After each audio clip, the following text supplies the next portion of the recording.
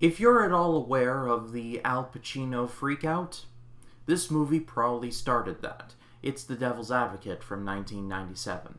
It tells the story of a lawyer played by Keanu Reeves. He's working very small-time cases in Gainesville, Florida. However, he has never lost a case. He's got a pretty good record going on.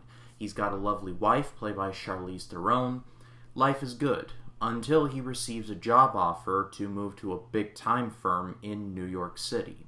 He eventually accepts and moves up there, and lands the client of John Milton, played by Al Pacino, who is definitely not as he appears, and, well, we come to find out, he's El Diablo, Beelzebub. I first saw this movie when I was doing a big watch. This was a little before my YouTube channel, where I watched every movie from 1997, because that was the year I was born.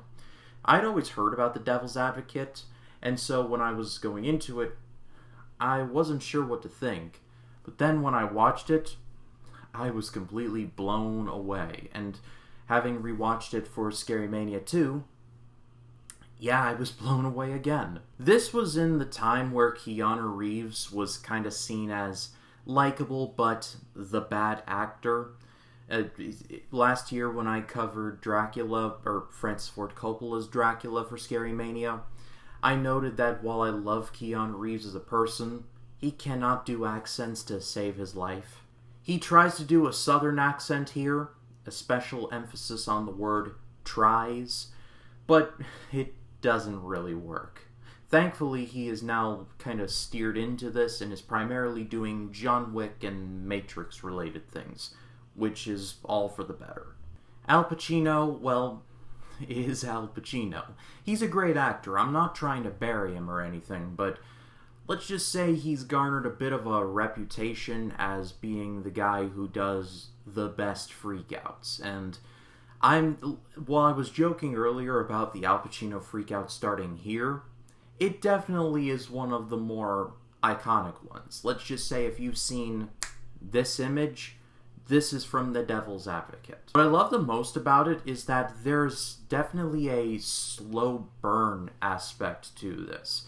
You don't realize that Milton is the devil until, like, near the very end. And the movie does a good job of leaving you clues as to being like, okay, this guy's very sketch.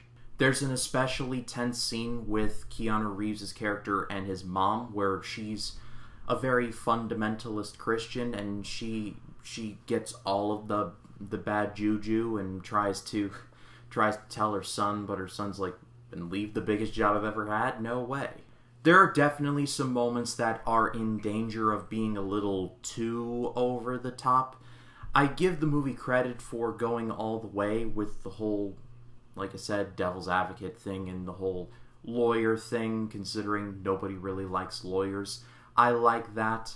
However, there are some moments where it just was on the borderline of being just way too cheesy. Trust me, you will know them when you see them, and they're honestly not in the movie as much as you think. This is definitely more of an A movie than a B movie, especially in parts involving Keanu Reeves and Charlize Theron.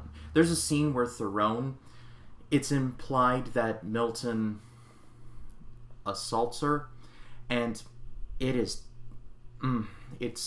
not fun.